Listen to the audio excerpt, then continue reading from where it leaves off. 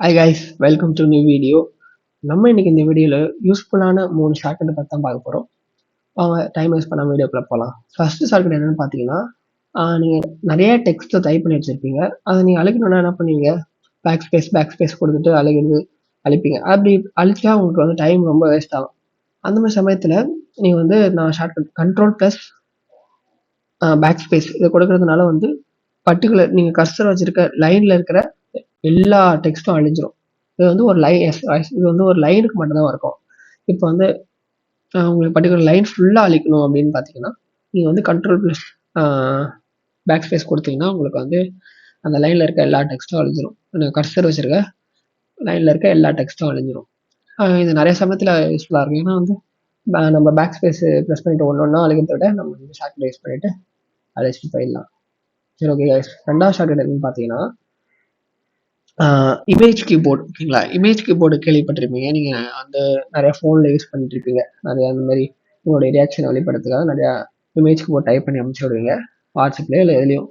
அதேமாரி நம்ம விண்டோஸ்லேயும் image keyboard அப்படின்னு சொல்லிட்டு ஒரு ஆப்ஷன் இருக்குது. அதில் மூலியமாக வந்து ஸ்மைலி, ஸோ இந்த மாதிரி நிறைய இமேஜெல்லாம் உங்களுக்கு நிறைய இமோஜஸ்லாம் நீங்கள் வந்து ஆட் பண்ணிக்கலாம் உங்களுடைய டெக்ஸ்ட்டில்.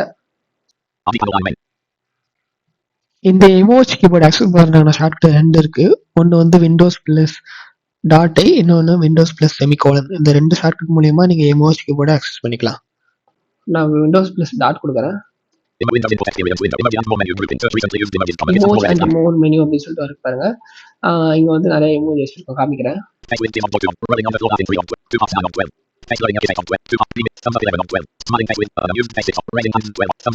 ஸோ இந்த மாதிரி நிறைய இருக்கு. ஸோ இந்த வியூ மோர்ல போயிட்டு இன்னும் எக்ஸ்ட்ரா பார்த்துக்கலாம். சி மோர்ஸ் அப்படின்னு சொல்லிட்டு இருக்கு பாருங்க. போயிட்டு அந்த இமேஜஸ் பார்த்துக்கலாம். நீங்கள் வந்து உங்களுக்கு பிடிச்சது வந்து டைப் பண்ணி கூட எடுத்துக்கலாங்க.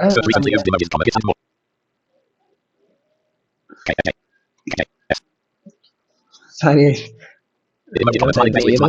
டைப் பண்றேன். ஃபயர்னு சொல்லிட்டு சும்மா டைப் பண்றேன்.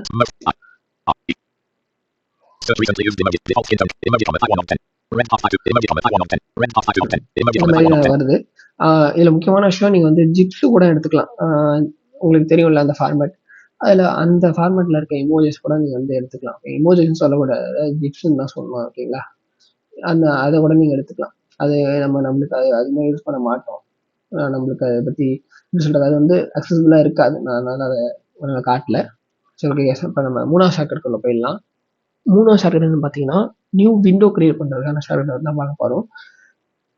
நீங்கள் வந்து நியூ டேப் வந்து கிரியேட் பண்ணுவீங்க. ஸோ நியூ டேப்புக்கும் நியூ விண்டோக்கும் வித்தியாசம் இருக்குது. நியூ டேப்னா வந்து நீங்கள் கூகுள் யூஸ் பண்ணுறீங்கன்னா, கூகுள் வந்து க்ளோன் ஆகி உங்களுக்கு வந்து நியூ டேப் நிறையா வந்து டேப்ஸாக உங்களுக்கு கிரியேட் ஆகும். இது மூலயமா வந்து பர்ஃபார்மன்ஸ் ரொம்ப குறையும். இப்போ நியூ விண்டோன்றது ஒரே கூகுள் தான். ஓகேங்களா? ஒரே கூகுள், அதில் க்ளோன் எதுவும் பண்ணாது. அதுலேயே உங்களுக்கு sub window, sub heading, sub tab மாதிரி வந்து உங்களுக்கு சின்னதாக விண்டோ மாதிரி கிரியேட் ஆகும். நம்ம இதை வந்து விண்டோன்னு சொல்லுவோம். ஓகேங்களா? அவ்வளோதான் வித்தியாசம். ரொம்ப குழப்பிடுன்னு நினைக்கிறேன். புரியும்னு நினைக்கிறேன். புரியல கமெண்ட் செக்ஷனில் கேளுங்க. இதை நீங்கள் நிறைய நோட் பண்ணிருப்பீங்க. நீங்கள் ஏதாச்சும் லிங்க் கிளிக் பண்ணும்போது அது வந்து அப்படியே ரீடைரக்ட் ஆகி நியூ டேப்புக்கு போகும். சாரி, நியூ விண்டோவுக்கு போகும். ஓகேங்களா? பார்த்துருப்பீங்க. அதை க்ளோஸ் பண்ணும்போது நீங்கள் கண்ட்ரோல் ப்ளஸ் டபிள்யூ ப்ரெஸ் பண்ணிட்டு க்ளோஸ் பண்ணுவீங்க. ஓகேங்களா? சரி, இப்போ நம்ம நியூ விண்டோ கிரியேட் பண்ண ஷார்ட்கட் பார்த்துக்கலாம். Control plus T. ஸோ இங்கே நியூ டேப்னு தான் சொல்லும். பட் நான் இது நியூ விண்டோ. நீங்கள் வந்து ஆல்ரெடி டேப் அக்சஸ் பண்ணுறது மூலயமா இந்த டேப்ஸை வந்து அக்சஸ் பண்ண முடியாது. பாருங்க, நான் பண்ணி காட்டுறேன். ஓகேங்களா?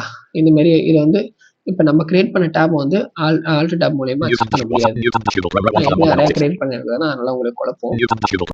இது எப்படி அக்சஸ் பண்றது அப்படின்னு பார்த்தீங்கன்னா, கண்ட்ரோல் ப்ளஸ் டேப் இது மூலயமா வந்து நீங்க நியூ விண்டோஸ் வந்து அக்சஸ் பண்ணிக்கலாம். எதுவுமே டைப் பண்ணல. ஸோ எதுவுமே எந்த லிங்க்லையும் போல, கொஞ்சம் தெரியாம இருக்கும். நீங்க பார்த்துக்கோங்க. மொத்தம் 3 டேப் இருக்கு. கண்ட்ரோல் டேப் பிரஸ் பண்றது மூலமா வந்து அக்சஸ் பண்ணிக்கலாம். ஓகேங்களா?